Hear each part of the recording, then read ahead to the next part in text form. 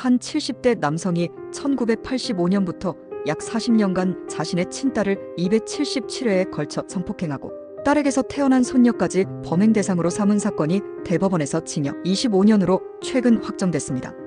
피해자는 초등학교 시절부터 아버지로부터 고통을 겪었으며 성인이 된 후에도 계속된 성폭행을 당해왔습니다. 피해자는 결국 딸마저 성폭행을 당하자 사회에 도움을 요청했고 DNA 분석과 일관된 진술을 바탕으로 법원은 유죄를 인정했습니다. 피고인은 술에 취해 기억이 없다고 주장하며 혐의를 부인했지만 법원은 피해자의 진술과 증거를 신뢰할 수 있다고 판단했습니다. 이 사건은 가정 내 은폐된 폭력이 얼마나 오랜 시간 지속될 수 있는지를 보여준 사건입니다. 피해자가 목소리를 내고 사회가 응답했을 때 비로소 정의가 작동한 것입니다. 침묵 속의 고통은 결코 사라지지 않으며 피해자의 용기와 사회의 연대가 잔혹한 범죄를 멈출 수 있습니다. 친족 간의 범죄일수록 법 체제는 더욱 강화되어야 하고 철저한 감시와 보호 체계가 필요하다는 점을 일깨우고 있습니다. 지난 20일 오산시 걸동의 한 상가주택에서 새벽에 화재가 발생해 5층에 거주하던 중국 동포 A씨 부부가 창문을 통해 대피를 시도했습니다. 이들은 생후 2개월 된 아기를 먼저 옆 건물 주민에게 건넸고 남편은 건너가 탈출에 성공했지만 A씨는 추락해 중상을 입고 병원으로 옮겨졌으나 결국 숨졌습니다.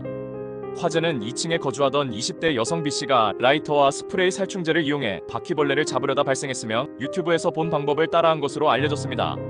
불은 40여 분 만에 진화됐지만 A씨의 사망과 주민 8명의 연기 흡입 등 인명피해가 컸습니다. 경찰은 B씨에게 중실화 및 과실치사 혐의로 구속영장을 신청했고 21일 수원지방법원은 화재를 일으킨 B씨에 대해 도주 우려가 있다는 이유로 구속영장을 발부했습니다. 이 사고는 화재 예방의 중요성과 대피 요령 숙지, 가족을 위한 침착한 판단, 건물 구조의 안전성 점검 필요성을 일깨워줍니다. 일상 속 작은 부주의가 큰 비극으로 이어질 수 있음을 보여주는 사례입니다. 무엇보다 검증되지 않는 위험한 방법은 절대 따라해서는 안 됩니다. 생명을 위협할 수 있기 때문입니다. 이렇게 안타까운 인명피해가 발생했는데 A씨 부부는 아기의 생명을 먼저 지키기 위해 침착하게 행동했고 이는 생명을 살린 결정이었습니다. 고인의 명복을 빌며 위기 상황에서도 침착함과 이타적인 판단이 얼마나 중요한지를 보여줍니다. 경남 밀양에서 80대 여성이 자신이 키우던 핏불테리어에 물려 숨졌습니다. 사고는 지난 16일 주택 마당에서 발생했으며 80대 여성은 싸우던 2마리 개를 말리다 흥분한 한 마리에게 목과 팔을 물렸습니다. 병원으로 옮겨졌지만 과다출혈로 사망했습니다. 이 개들은 평소에도 공격적인 성향을 보였으며 사고 직후 가해견은 안락사됐고 나머지 2마리도 처분됐습니다. 핏불테리어는 법적으로 맹견에 해당하지만 견주인 여성은 사육 허가를 받지 않은 상태였습니다.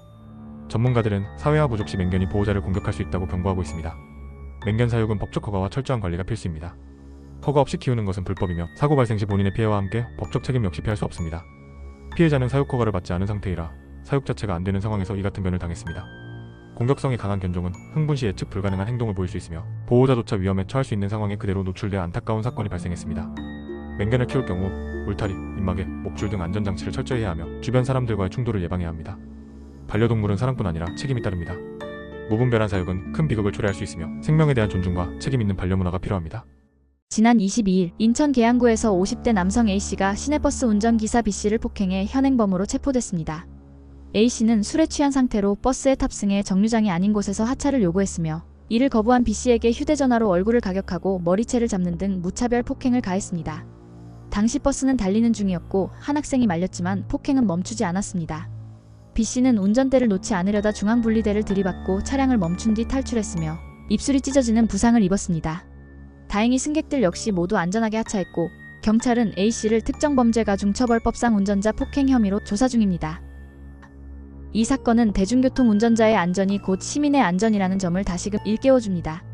운전 중인 기사에 대한 폭행은 단순한 폭력행위를 넘어 다수의 생명을 위협하는 중대한 범죄이며 음주 상태에서의 무리한 요구와 폭력은 절대 용납될 수 없습니다. 공공장소에서의 절제된 행동과 타인의 안전을 고려하는 시민의식이 무엇보다 중요합니다. 지난 16일 버스에서 한 여성 노인이 소변을 참지 못해 실수를 하자 이를 목격한 승객 A씨가 주저없이 도움을 건넨 사연이 SNS에 올라와 큰 감동을 주고 있습니다. 당황한 할머니는 연신 사과했지만 A씨는 휴지와 물티슈로 바닥을 닦고 운전기사가 준 비닐봉투에 처리한 뒤 따뜻한 말을 건넸습니다. 할머니는 A씨의 손을 토닥이며 감사 인사를 전하고 다음 정거장에서 내렸습니다. A씨는 연세가 드시면 자연스러운 현상이라며 누구든 이런 상황에서 놀라지 말고 도와주길 바란다고 전했습니다. 이 게시글은 많은 공감을 얻으며 수많은 좋아요와 댓글이 달렸고 한 네티즌은 느린 노인을 너무 재촉하지 마세요.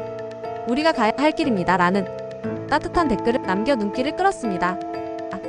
이 사연은 타인의 어려움에 공감하고 주저없이 손을 내미는 작은 친절이 얼마나 큰 위로가 될 수 있는지를 보여줍니다. 나이가 들며 생기는 신체적 변화는 누구에게나 자연스러운 일이기에 이를 부끄러워하거나 외면하기보다 이해하고 배려하는 사회적 시선이 필요합니다. 특히 불편한 상황에서도 용기 있게 행동한 A씨의 모습은 우리 모두가 일상 속에서 실천할 수 있는 따뜻한 인간의 본보기이며 느린 걸음의 노인을 재촉하기보다 함께 걸어가는 마음이야말로 우리가 가야 할 길임을 일깨워줍니다.